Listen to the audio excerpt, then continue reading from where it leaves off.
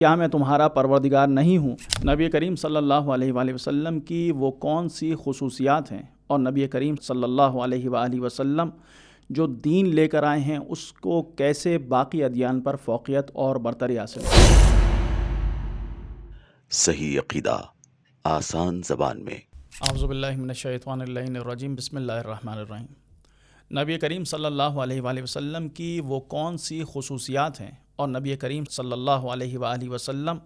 جو دین لے کر آئے ہیں اس کو کیسے باقی ادیان پر فوقیت اور برتری حاصل ہے؟ پیغمبر اعظم صلی اللہ علیہ وآلہ وسلم سے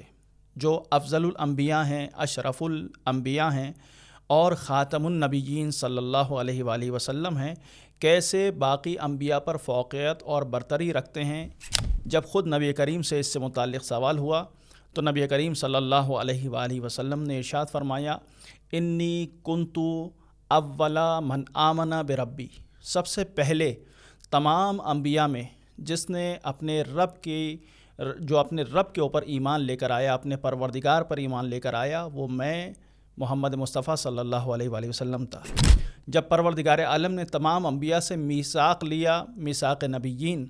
یعنی الست بربکم، جب پروردگار کی آواز آئی کہ کیا میں تمہارا پروردگار نہیں ہوں، تو سب سے پہلے جس نے بلا کی صدا کو بلند کیا اور اس دعوت پر لبیک کہا وہ نبی کریم صلی اللہ علیہ وآلہ وسلم۔ اسی طرح سے نبی کریم صلی اللہ علیہ وآلہ وسلم کی جو باقی انبیاء پر برتری ہے، اس میں جو دوسری خصوصیت ہے، وہ دوسری خصوصیت یہ ہے کہ باقی انبیاء ایک خاص قوم کی جانب مبعوث ہوئے ہیں، یعنی الی قومن کی تعبیر ملتی ہے، جبکہ نبی کریم صلی اللہ علیہ وآلہ وسلم تمام عالمین کے لیے نذیر اور بشیر بنا کر بھیجے گئے ہیں۔ جیسے خود پروردگار عالم قرآن مجید میں ارشاد فرما رہا ہے، تبارک الذی نزل الفرقان علی عبدہ لیکون للعالمین نذیرا، یعنی اگر مکان کے اعتبار سے دیکھیں تو پروردگار عالم نے محدود نہیں کیا، بلکہ فرمایا کہ بابرکت ہے وہ ذات جس نے فرقان کو یعنی قرآن مجید کو اپنے بندے پر نازل کیا تاکہ عالمین کے لیے وہ نذیر قرار پائیں۔ اس کا مطلب یہ ہے کہ اگر عالم دیکھیں تو عالمین جمع ہے عالم کی، اور عالمین سے مراد صرف عالم دنیا نہیں ہے بلکہ عوالم قبل اور عوالم بعد اس میں شامل ہوتے ہیں، یعنی جتنے بھی عالم ہیں ان سب کے لیے نبی کریم صلی اللہ علیہ وآلہ وسلم کو نبی بنا کر نذیر بنا کر بھیجا گیا ہے۔ اور پھر اگر ہم دیکھیں تو زمان میں بھی محدود نظر نہیں آتی نبی کریم کی نبوت۔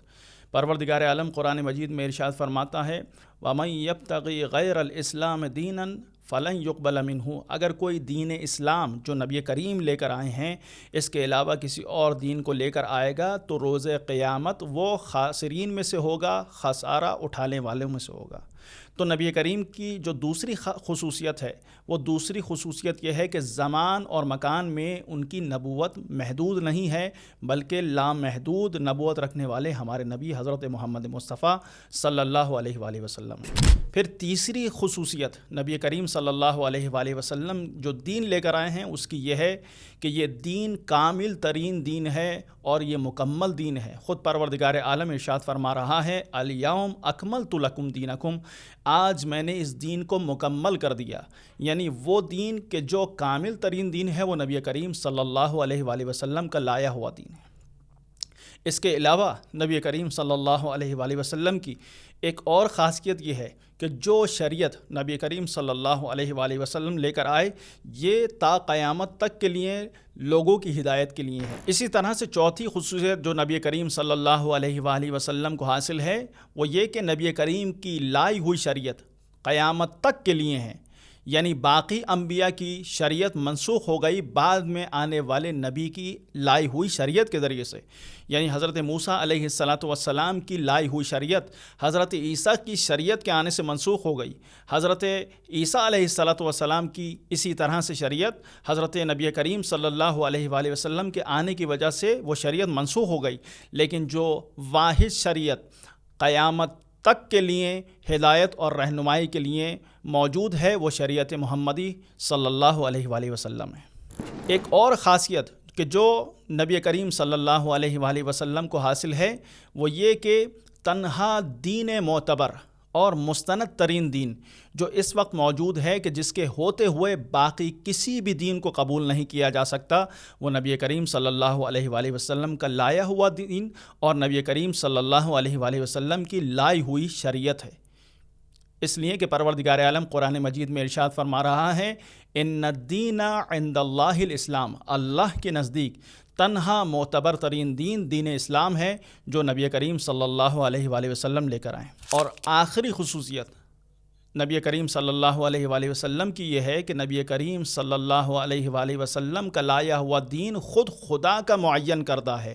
یعنی پروردگار عالم قرآن میں فرما رہا ہے، الیوم اکملت لکم دینکم واتممت علیکم نعمتی ورضیت لکم الاسلام دینا۔ آج کے دن یہ